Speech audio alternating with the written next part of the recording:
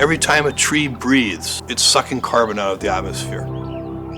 Every time a forest grows, you are absorbing carbon dioxide. If we can restore the nature that we've already lost, nature can do some of that carbon removal for us. Landscape restoration is among the largest scale solutions we have to fight climate change. There is no more important place to start than Africa. It's the continent where opportunities are the greatest, and it's the continent where the need is the greatest.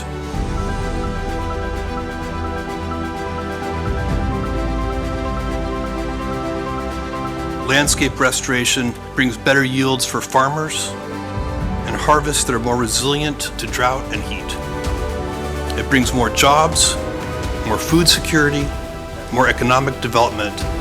It brings a better future. We're making progress on climate change, and we just have to keep after it, be ingenious, work together, and bring everybody along.